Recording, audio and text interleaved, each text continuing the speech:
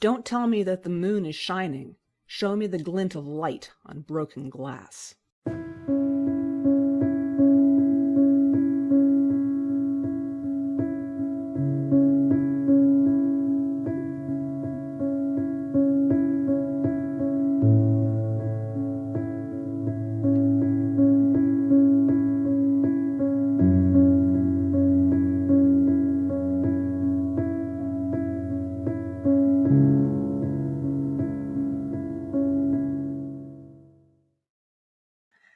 Hello and welcome to Shining Moon, a Speculative Fiction Podcast, episode 37. I'm your host, Deborah L. Davitt. Today we'll continue our series by asking questions about speculative poetry. We'll talk a little bit about the history of speculative poetry, what it takes to write genre poetry and regular poetry, and where you can find poetry in the wild.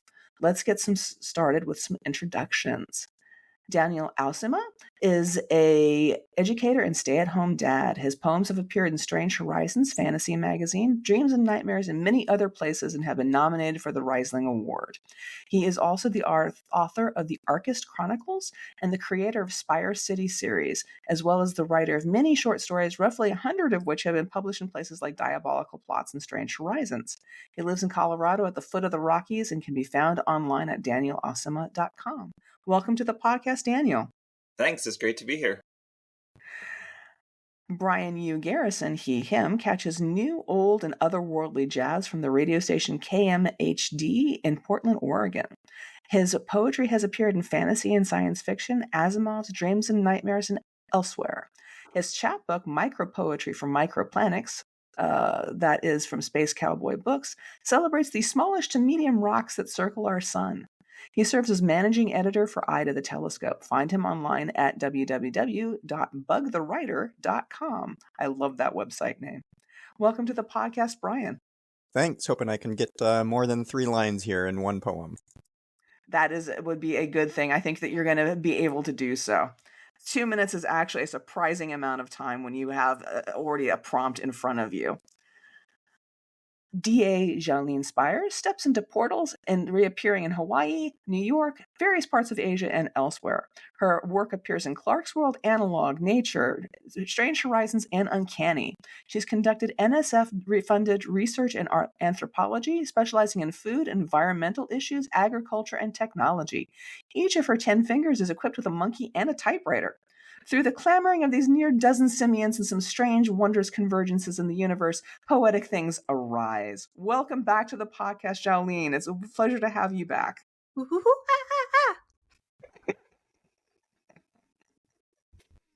All right, Bogi Takács.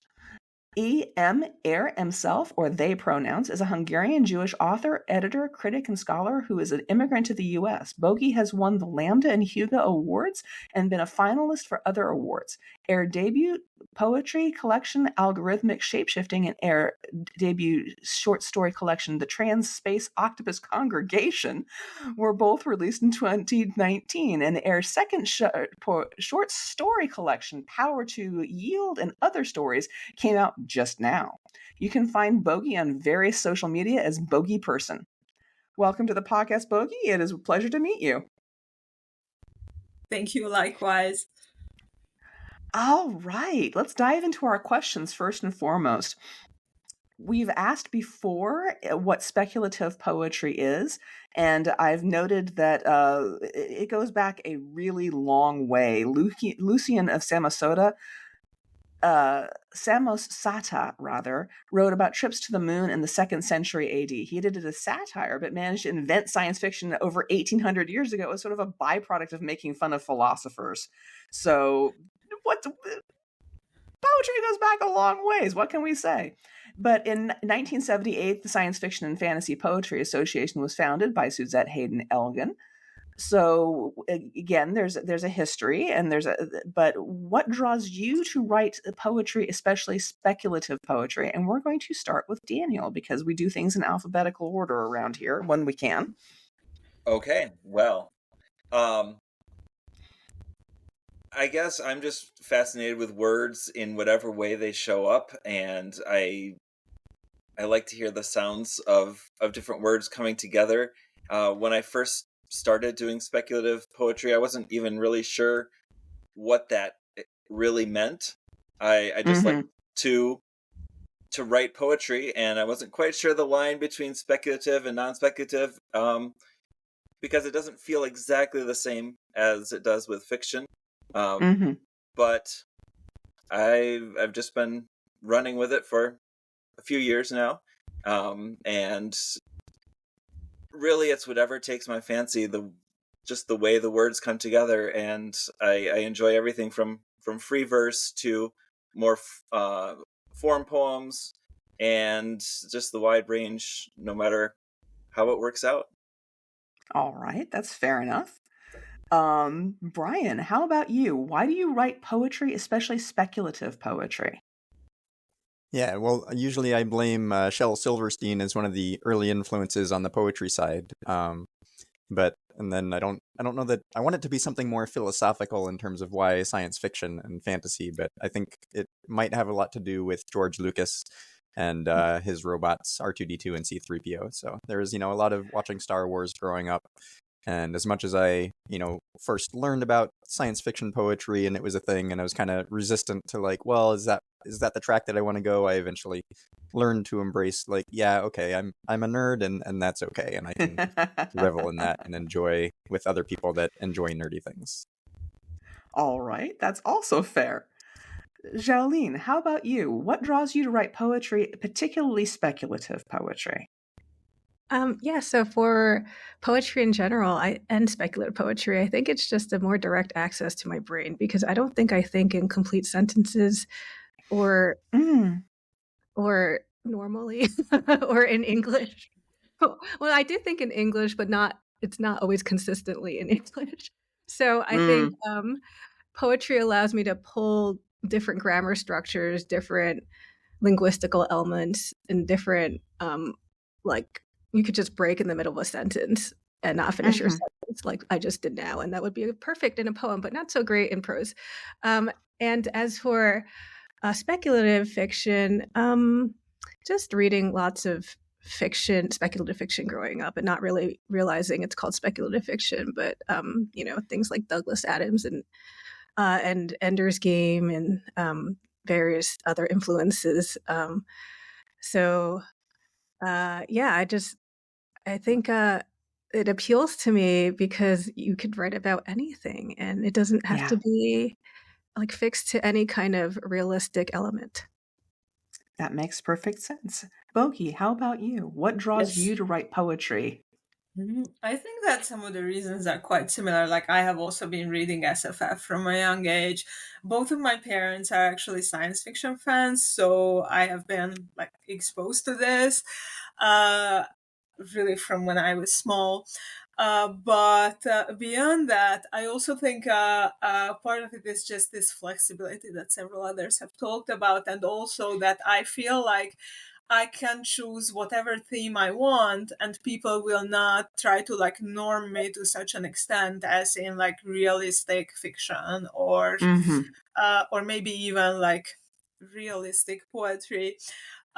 Or get told like for example in my first collection I have a bunch of like shape-shifting themed poems, which I feel like is a really really old theme of both poetry and fiction. Yes. But I have heard like from a more literary side people saying, oh, that is like too much, etc., which I was really surprised to hear. But in SFF I just don't have this kind of feedback, because there it's just business as usual. So I think that's probably it. The people who are saying that from the conventional poetry scene do not have a good grasp on the history of poetry then, because there is a whole bunch of that going back a very long way. Yep. Oh, so my next question is, do people really pay you to write this? Because that is a question for most authors. You get paid to do this? Really? So that is for anyone to answer. If we want to start with Daniel, when was your first professional poetry sale, and were you surprised by it? I guess my first poetry sale was a non-speculative, and almost 25 years ago. I did not get paid for that. So it was a number of years later. I had been doing more fiction and focusing more on fantasy, science fiction, and I wrote a poem for Raven Electric and sent it to her and got accepted. And I don't know if I was surprised exactly, but it was definitely, I was pleased to have a poem in that magazine. It doesn't exist anymore, but it was one that I had enjoyed reading up to that point. Mm-hmm. Fair enough.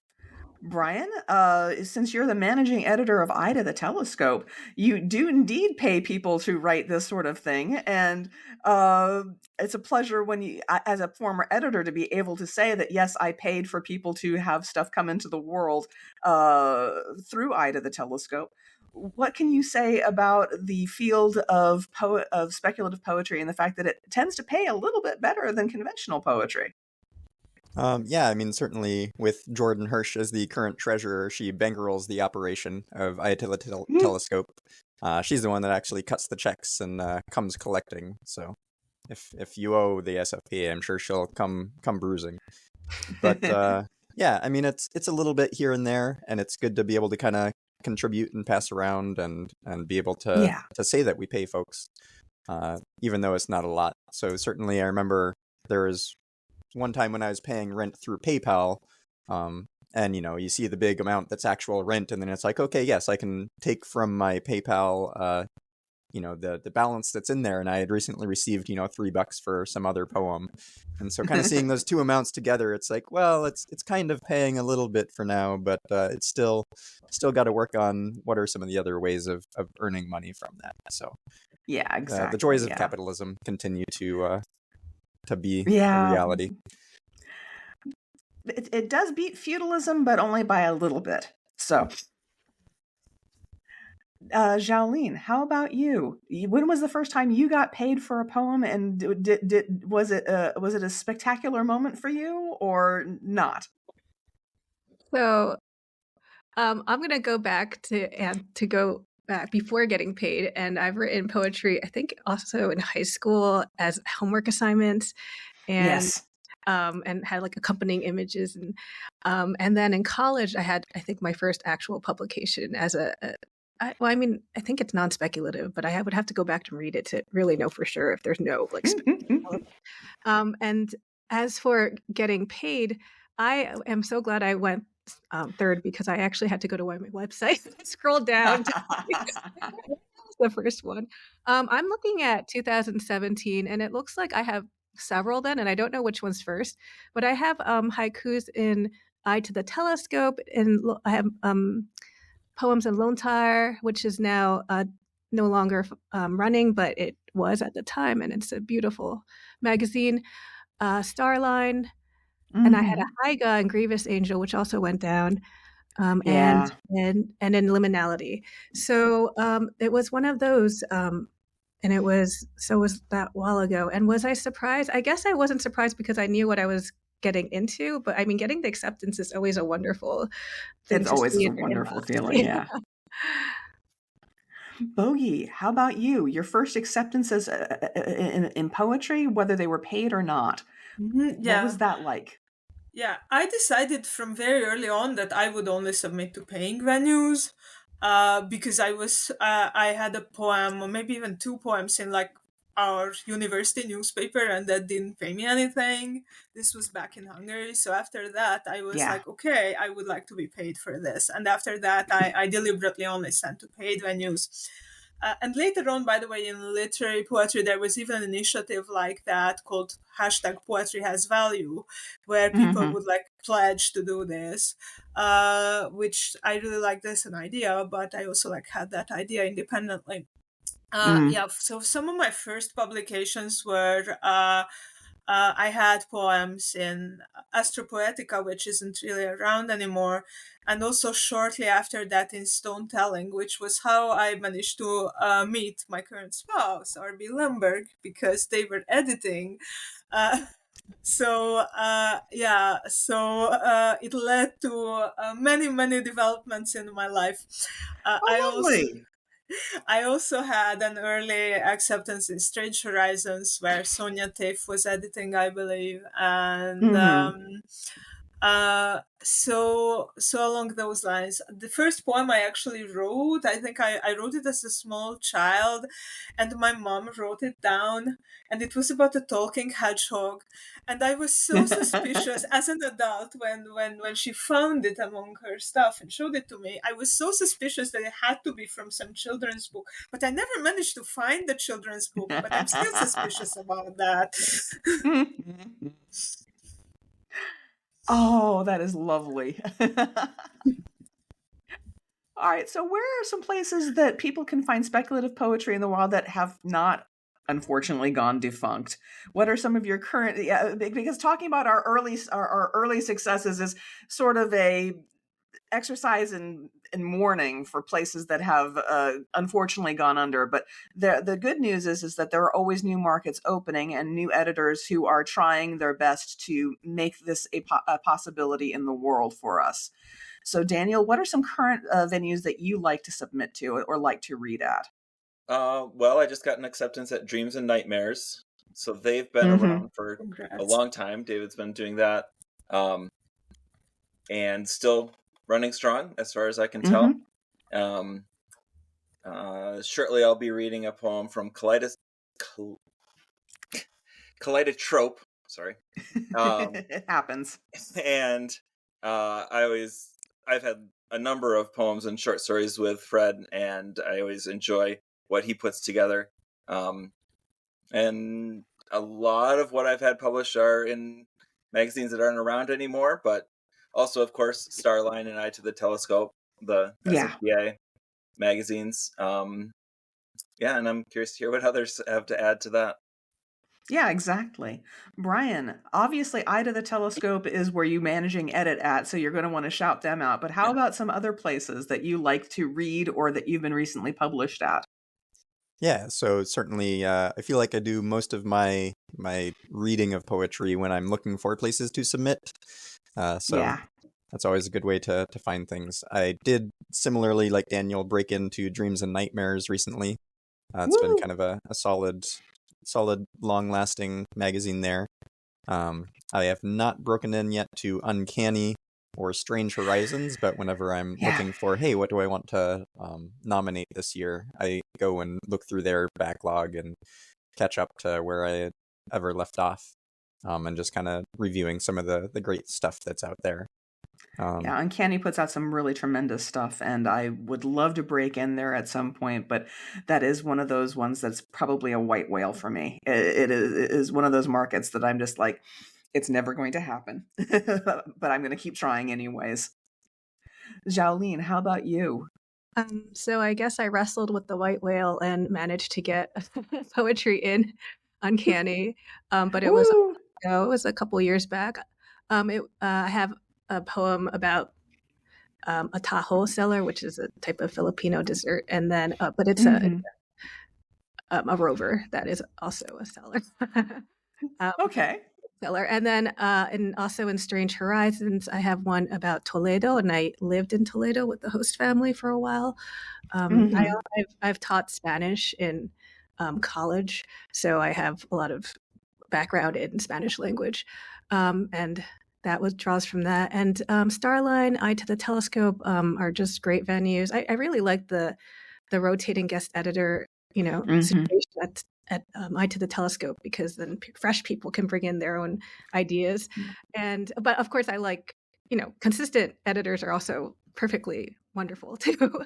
And I do have a poem coming up in the Interstellar Flight Press anthology of Asimov's science fiction and analog science fiction effect from 2012 to 2022, edited by Emily Hockaday, and that's called The Heartbeat of the Universe.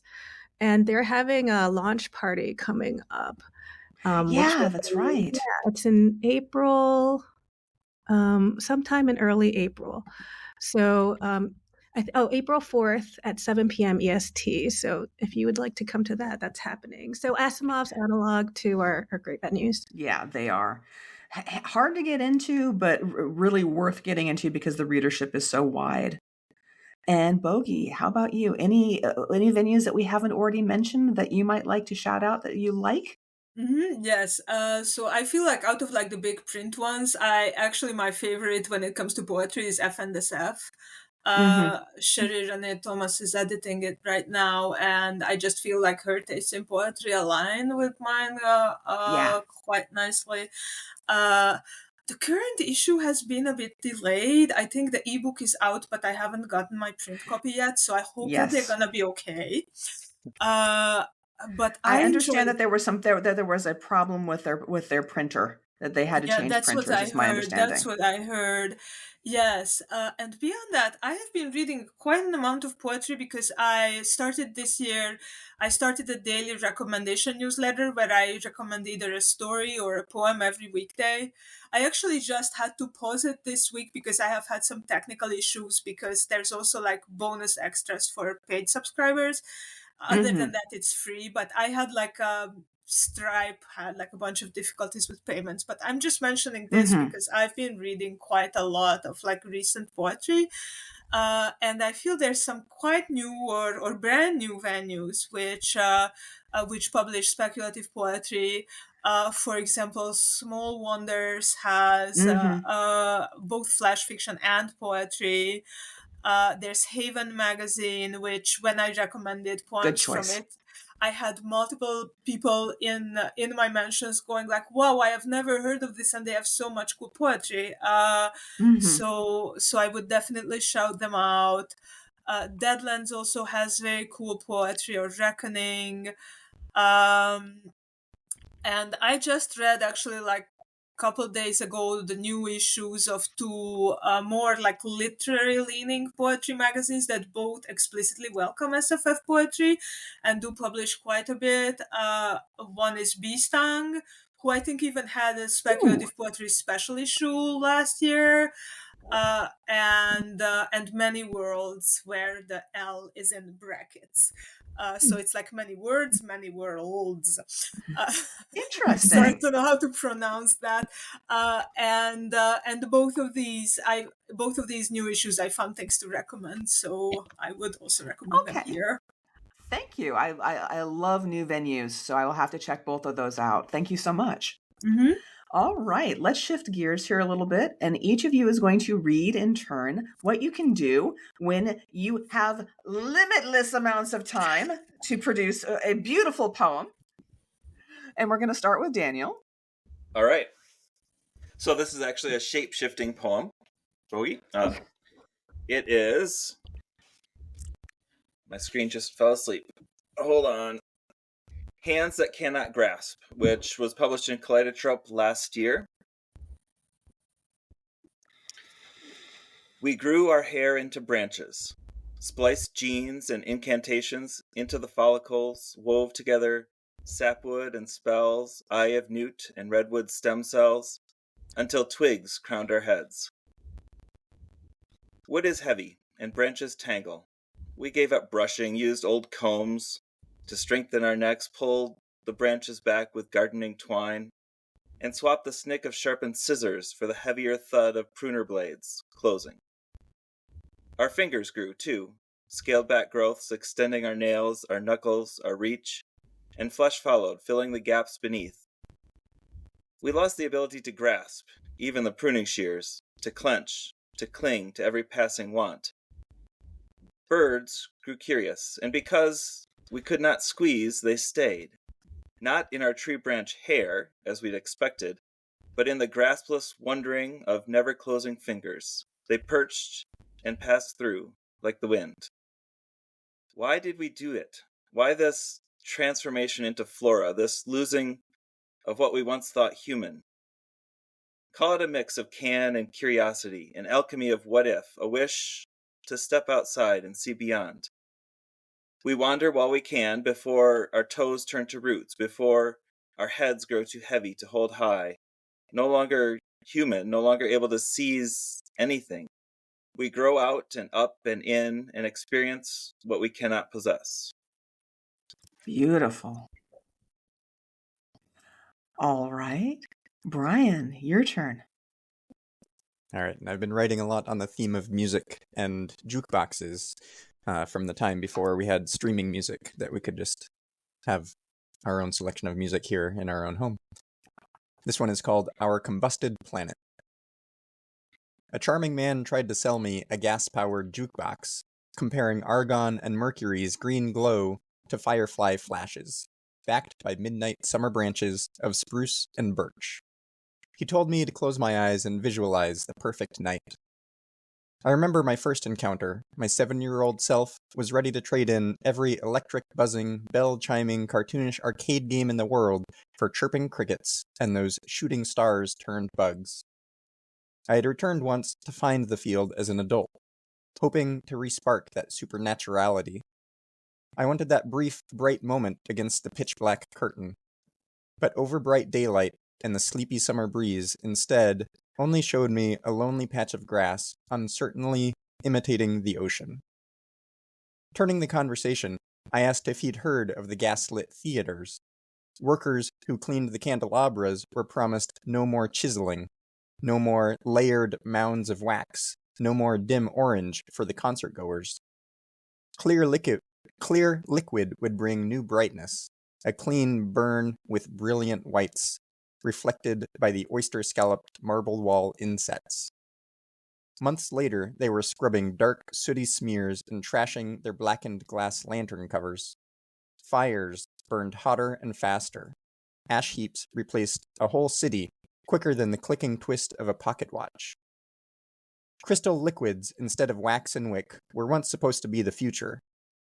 The salesman cleaned his eyeglasses and said, "That was all a long time ago." And I said, "Yes. Then why are we still burning?" Oof. That last line hits hard. Xiaolin, how about yours?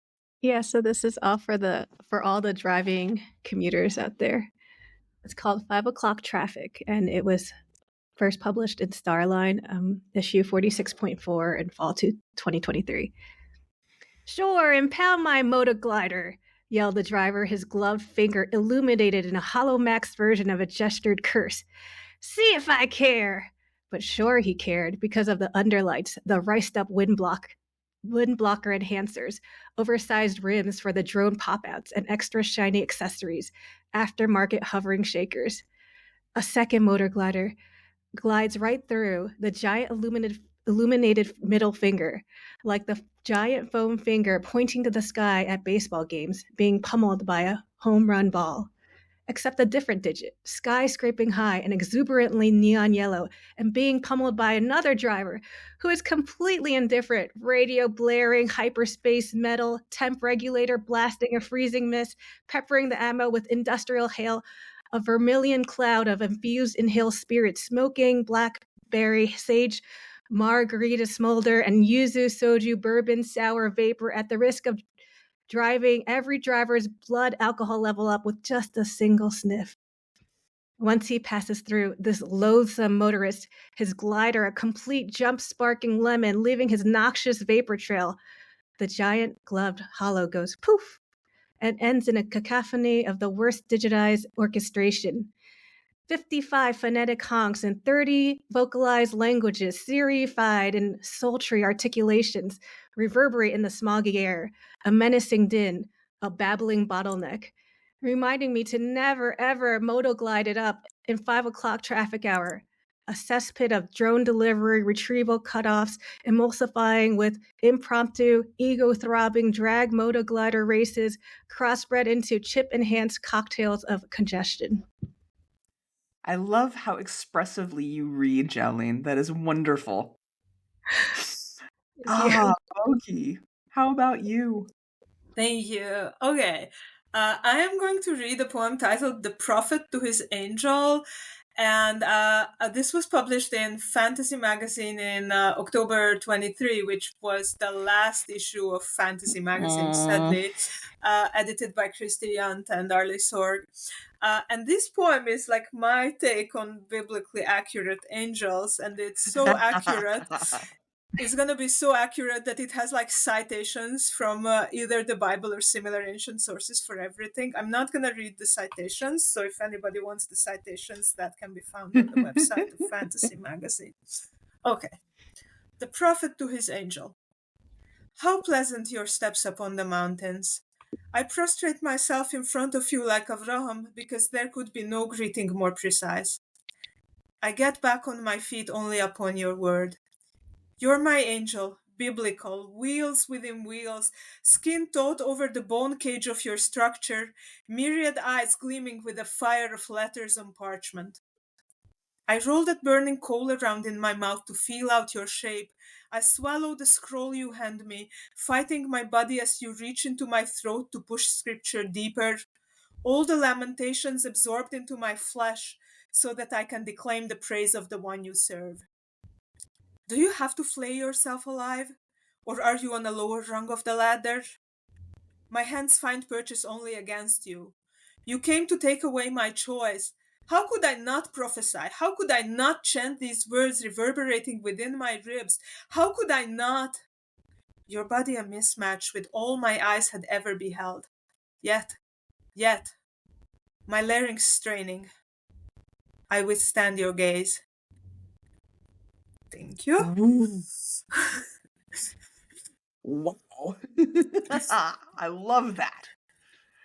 I have a story sitting at Interstellar Flight Press, which is also about a biblically accurate angel. So I love this on so many levels. Thank you so much. Thank you. I am really hoping that mine actually gets out into the world, because it is this dark,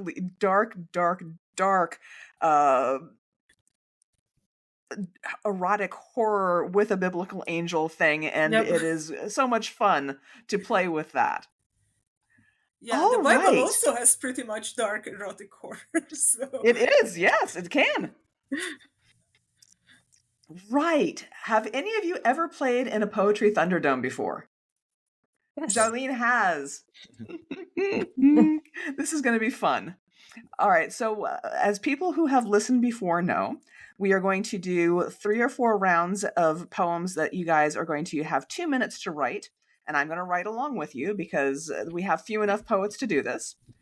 Then we're going to do 1 round with 5 minutes of time for you to write, and you'll either say that was a luxury that you didn't need, or you're going to say, "Oh my God, there's still so many ideas I didn't get on the page."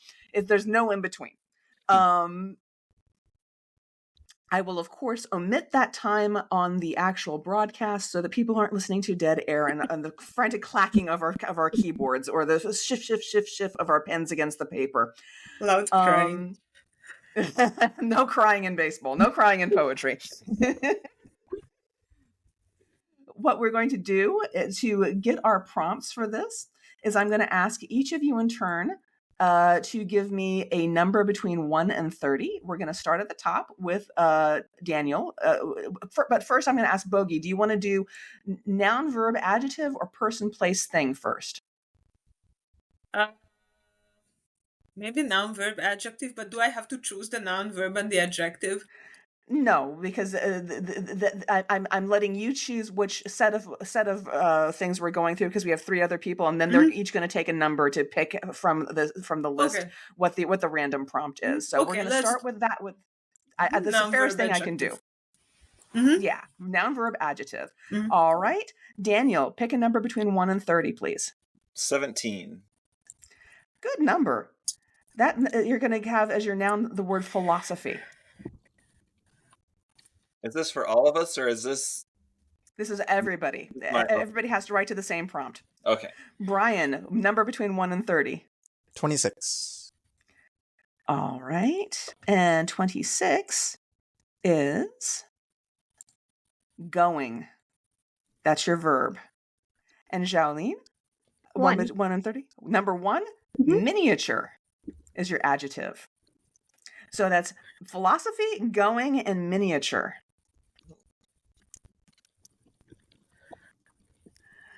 I'm going to give you a moment to think about that, and then I'm going to start now.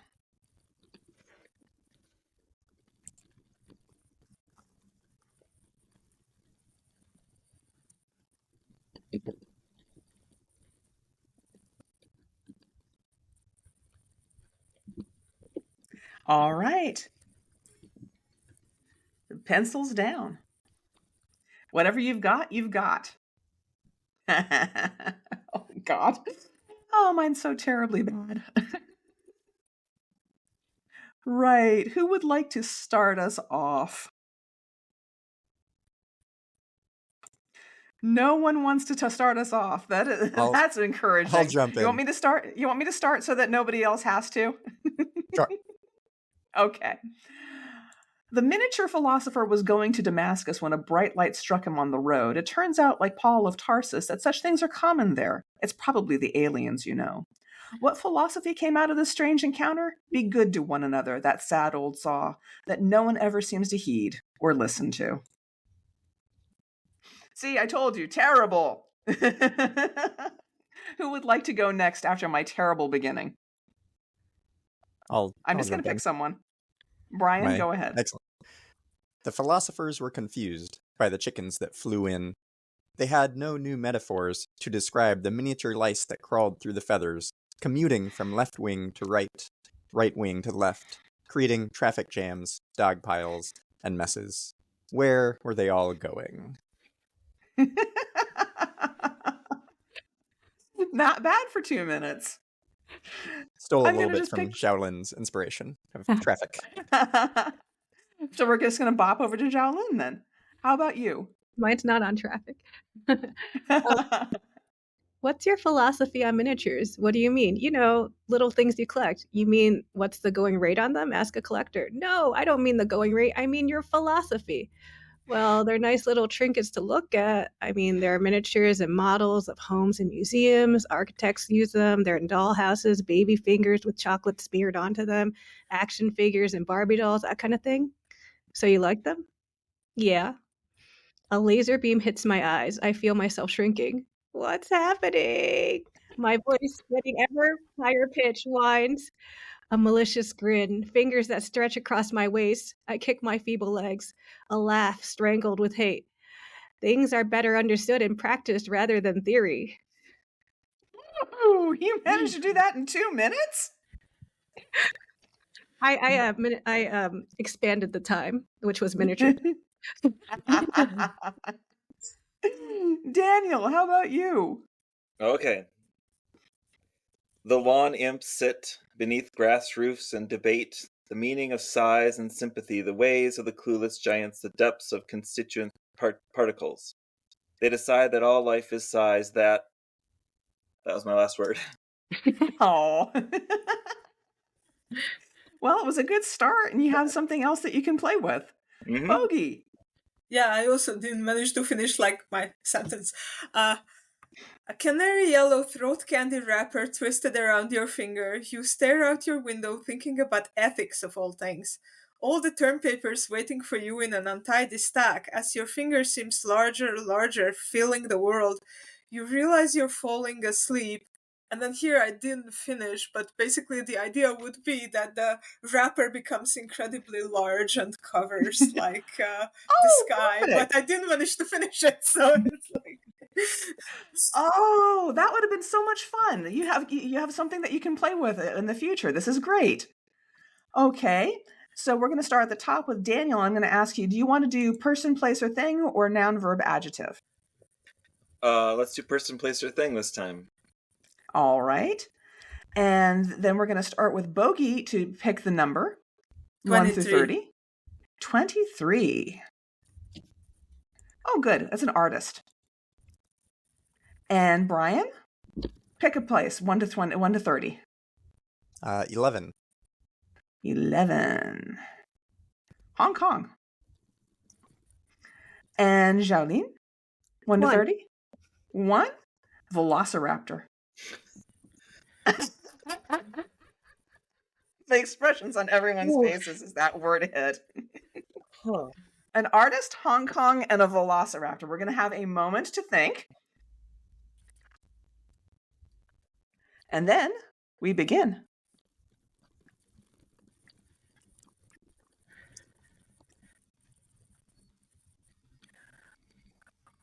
All right.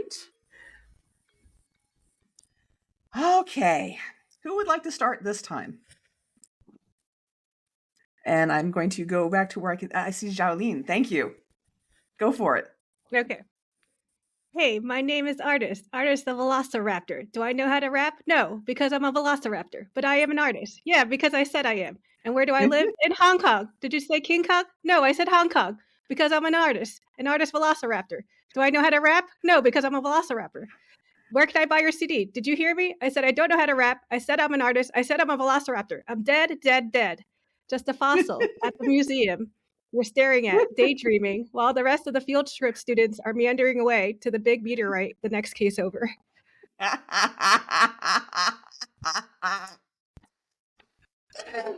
love this.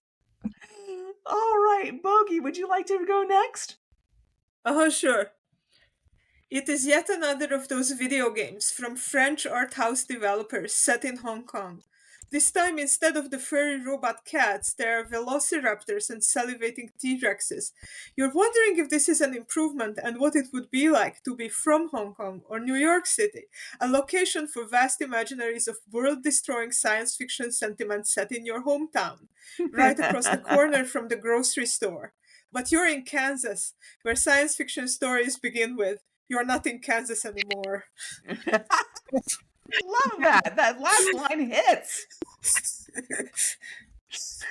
Brian, how about you? Painting with broad brushstrokes works for paint, and sometimes for words, but not so well for architecture. You can't rush into a city like a velociraptor dashing into the watering hole. There's no artistry in bulldozing, even if it's the portal to a bigger future. Inspirations from Hong Kong are what come next. Precision is for rebuilding. Ooh, interesting. Everyone's basically shaking off the rust from that first round, and the things are starting to kick in here. Daniel, you are looking like you are still trying to edit and revise. That's not fair. I was trying to figure out what I wrote down. My handwriting wasn't very good. There's one word I cannot figure out. We'll do our best. The streets are lined with colors, neon tints that writhe beneath the artist's spray cans. A dinosaur comes to life, roars brilliant colors into the night, follows the artist to learn their ways, to paint fast hunts and ancient something into the fossil record. I like where that was going, and if you can disinter the word from the fossil record there, I think you will probably have a really good beginning to a poem. I liked the imagery. Thanks. Mine is a little bit less vivid. The artist in Hong Kong, which apparently my it typoed to Kong Kong, so no, that's Hong Kong, specialized in depictions of dinosaurs accurate to life, not the giant velociraptors of Jurassic Park, but the turkey-sized feathered variants, which people, accustomed to another artist's vision, said didn't move them enough or in the right ways. They expected to be scared, not overcome with affection for the fluffy little things. They expected the foreign, the outre, not the familiar, the comfortable, the owl-like eyes. Which I would love to go a little further with, but I did not have time. All right. So, Xiaolin, are we doing person, place, or thing, or noun, verb, adjective this time? Person, place, or thing. Okay. And we're going to start at the top with, I think Bogey is going to pick us our first number between 1 and 30 then? Oh, let's do 13. 13. Your profession is a bard. All right. And Brian? 1 to 30? 30. 30. even. Ooh, brave. Angkor Wat is your place. What? Angkor Wat. Okay. Do you all know where that is? Okay, good. Because I could give you a whole dissertation out of Civ about how wonderful this place is. But, and finally, Daniel, if you would give us our thing number? 2. 2. An army. So that is a bard, an army, and Angkor Wat, which are 3 things that I would never have thought to put together in a sentence, let alone a poem. So this will be interesting.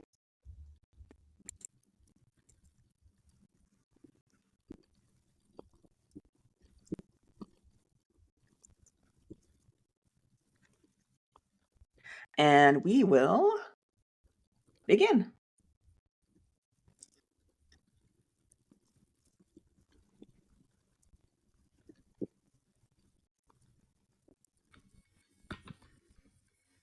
Okay. Pencils down. And who would like to lead us off this time? What? Oh no, Jolene, we're going to lose you for a moment.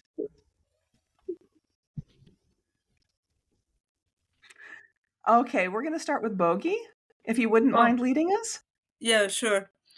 The past turning itself inside out to form a future, the temples of Angkor Wat, one of the wonders of the world, and not only due to their spaceport eager to swallow spaceships, emit crowds of tourists, led by precognitive bard guides singing of histories from the even farther future, of armies coming with antimatter weapons and other armies coming from an even more distant reality to prevent what is foretold from coming to pass.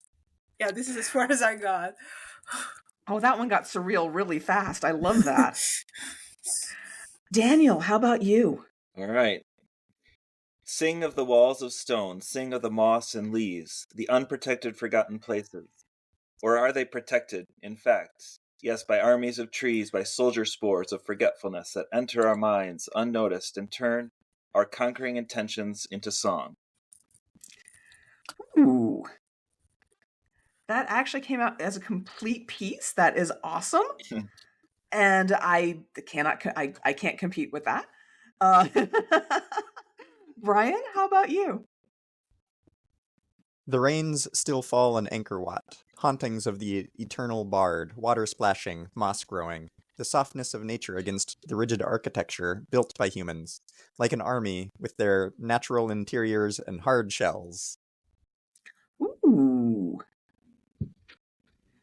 And Jolene. An army of ants, marching up my limbs. Why, you ask? Because I'm not great at singing, and I'm stuck here. I sung myself out of a bar. I said, I'm a bard. And they said, hey, bard, you're not welcome at the bar anymore. This ain't karaoke. And I sung myself out of a market and a tuk-tuk. And I found myself at Angkor Wat, and I sung, and branches twisted around me, leaves grew my hair. Hey, stop, the tree said. I did it. Then the ants came. Hey, stop, they said. I did it. My mouth full of ants, I spit, singing and sinking. Too antsy to keep going. Ooh. I think you have a really solid beginning there, and I think that the ending is hysterical, but I'm not sure where I would go with that. That's So much better than mine, though. It's so much better than mine. The bards sing of many places and many times, but few sing of Angkor Wat, a magnificent monument lost to the jungle for decades. A monument to a civilization that dared to dream of things just outside their grasp, and in its recent history has played host to armies reaching for things they shouldn't. The area around it plays host to landmines, not the songs of bards. And that's as far as I got, because I was all tangled up on how I wanted to portray Angkor Wat and how I was going to make everything circle around, and it just didn't play out right in my head. So we're going to do one more round, and we're going to do this as a 5-minute round. And do you want to do, let's see, who hasn't picked yet? Brian, do you want to do noun, verb, adjective, or person, place, or thing? Let's do the noun, verb, adjective again. All right. And we're going to start with Jolene. Pick a number for your noun. Can it be 1? It absolutely can be 1. It's cabbage. Not my cabbages. That's exactly what I was thinking of. Daniel, pick your verb. 1 to 30. 21. 21. Return. And Bogey, if you wouldn't mind picking the adjective. 25. 25 is icky. So that's cabbage, return, and icky. And we're going to give you guys 5 minutes to do something spectacular with those 3 words. And if you all come up with Avatar, the Last Airbender things, it's perfectly okay. But we'll see where we wind up. Beginning now.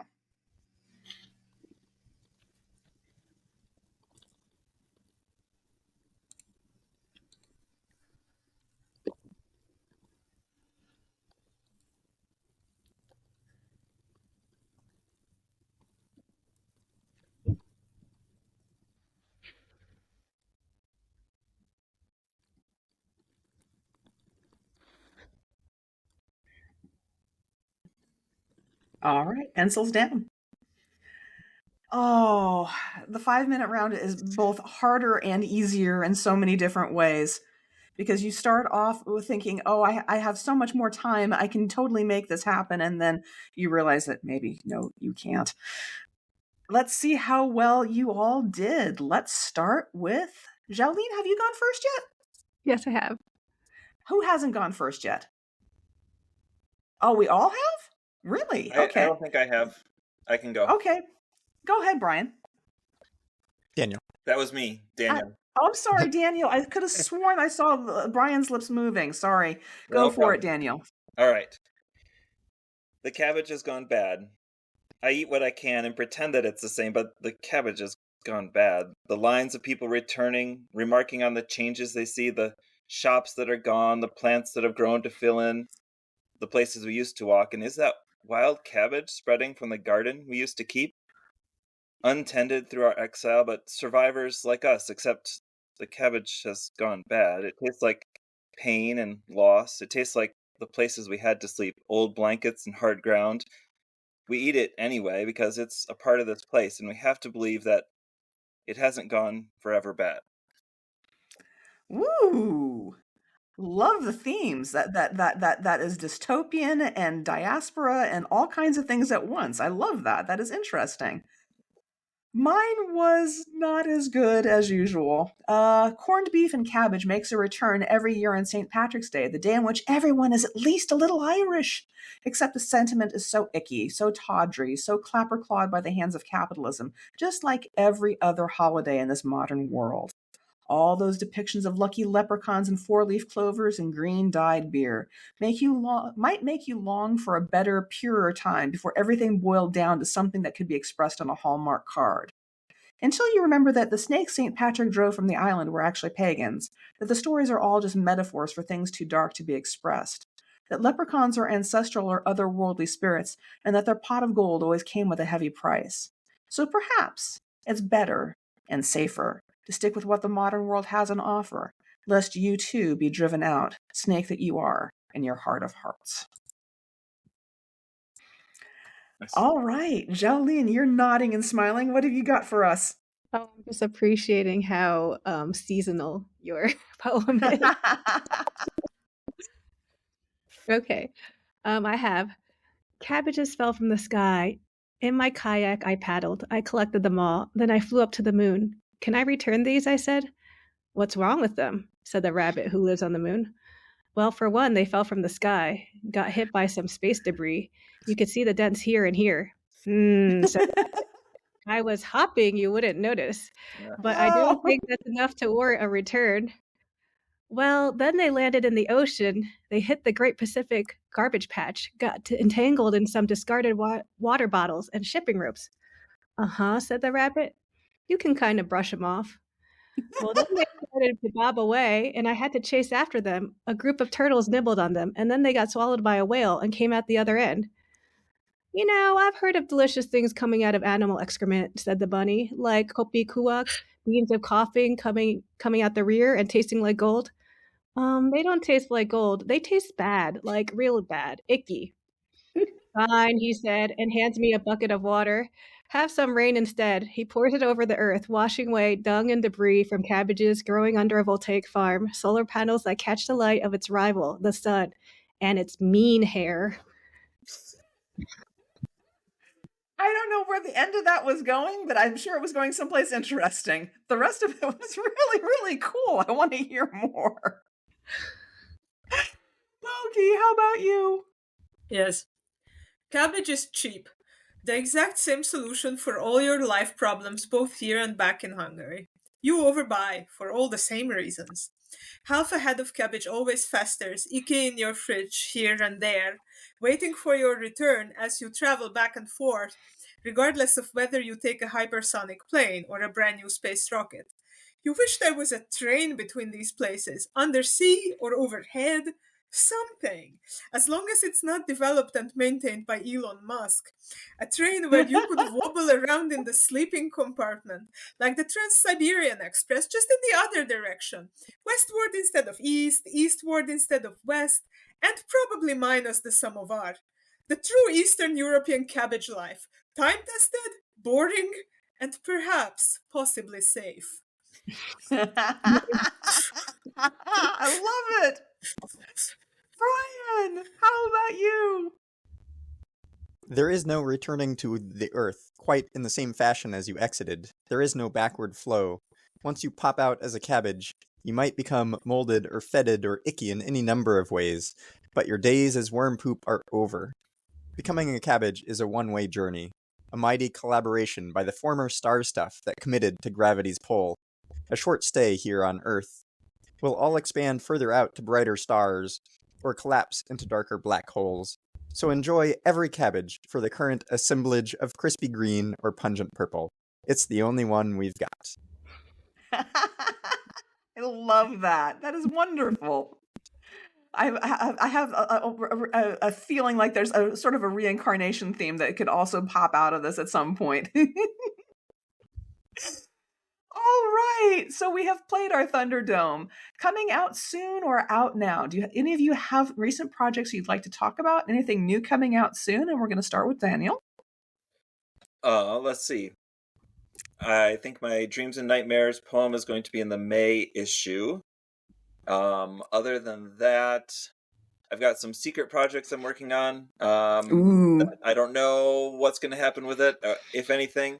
And the final book in my Arcist Chronicles trilogy is hopefully going to come out sometime next fall, but we haven't finalized exactly our plans for that. Okay, interesting. Thank you.